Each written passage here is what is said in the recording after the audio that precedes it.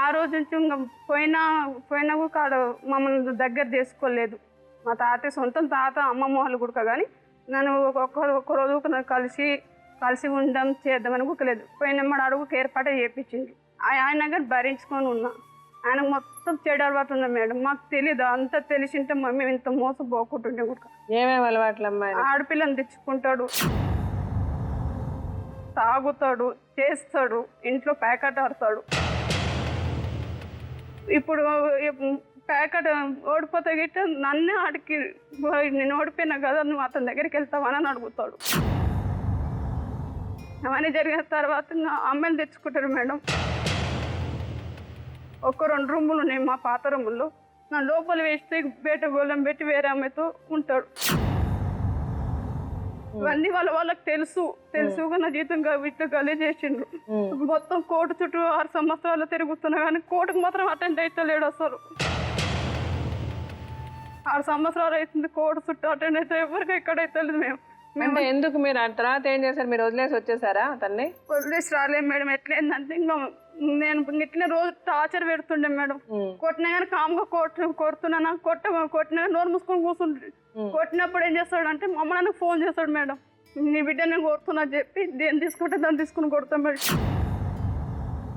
చేతికి ఏది దొరికితే అది. తాగితే మాత్రం మనిషి కాడు, నరుగు రాకష్ లాగా ఉంటాడు. అసలు మొగ్గుడు ఏ ఆడపిల్లకు దొరకకూడదు. ఇటువంటి సమస్య ఈ సంసారం ఏ ఆడపిల్లకి రాకూడదు, ఇంత నరకు ఏ ఆడపిల్ల రాకూడదు. కొడతానంటే 3 రోజుల వరకు బెడ్ మీద ఉండాలి. అసలు ఒక్కరికి పాలకరించే దిక్కు ఉడుకులు చనిపోయిన పాలకరించే దిక్కు ఉండరు. మమ్మల్ని దూరంగా ఉంటారు, నేనే ఇక్కడ ఉంటా. మరి బట్టలు చల్లికి బయటకు నొక్కుతాడు మేడం. ఆ మొగళ్ళందరూ దొరికొచ్చుకుంటాడు. ఎప్పుడన్నా ఊరికి పోయినానుకో, ఊరికి పోతానంటే నా వెనక ఎప్పుడో ఏమో కొన్ని ఫాలో చేస్తాడు మేడం. మీ అక్క మా తమ్ముడు ఫ్రెండ్స్ ఉంటారు కదా, మా తమ్ముడు ఫ్రెండ్స్ తోటి ఫాలో చేస్తాడు. కనీసం ఊరుకోతే కూడా నాకు మంచిగా అనిపిస్తుంది మేడం. ఏడుకోనియడు. ఒక్కసారి మాత్రం కోపం వచ్చింది మేడం, చాలా కోపం వచ్చింది. ఈ నరకం ఎన్ని రోజులు భరించాలని చెప్పి వాళ్ళ అన్నను వాళ్ళ నాన్నను అందరిని అడిగిన మేడం. మీరు నాకు చేత కాదు, వాతలను మొత్తం చూపించిన. వాతలను చూపించిన తర్వాత తాత నా వల్ల కాదు, నువ్వు ఈసారి గిట్ట కొడితే గిట్ట పోలీస్ స్టేషన్కి రిపోర్ట్ ఇస్తుంది తాత అని చెప్పిన. నీ ఇష్టం ఇచ్చుకొని ఇష్టాన్ని మోనిష్టం అంటారు మేడం. ఎవరు పట్టించుకోరు, చెయ్యరు. తాత అంటే వేస్ట్గా ఉన్నాడు తాత. మా అమ్మమ్మ లేదు, సొంత ఆమె కాదేమో, మారమ్మ ఇంకో ఏమని చేసుకున్నాడు. ఆమె మాటలు బట్టి నువ్వు ఎప్పుడు చాత పెడుతూనే ఉంటాడు. ఏదో ఒక్క నిమిషం ఆ రోజు కంప్లైంట్ ఇచ్చినాం మేడం. కంప్లైంట్ ఇచ్చిన తర్వాత పోలీసులు వచ్చిండ్రు, పట్టుకపోయిండ్రు.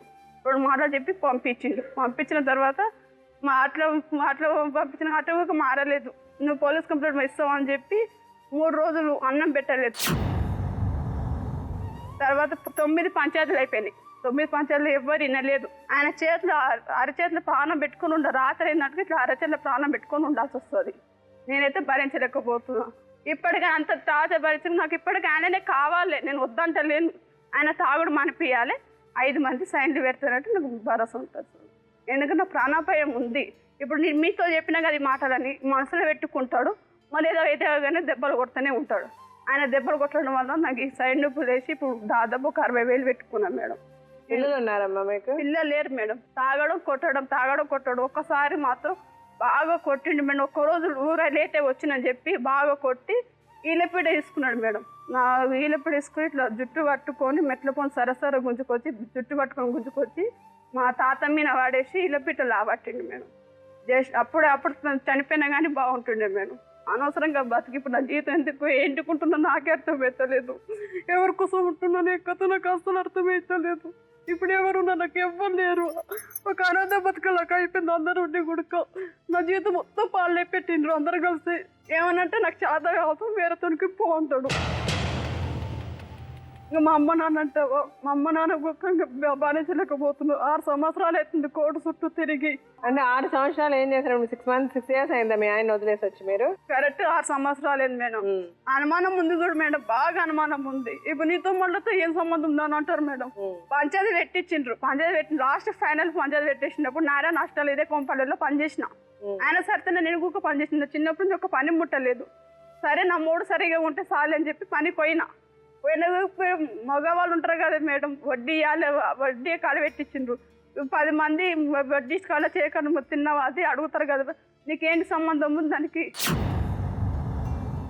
బాత్రూమ్ పోతుగా మేడం, బాత్రూమ్ వెనకనే వస్తాడు మేడం.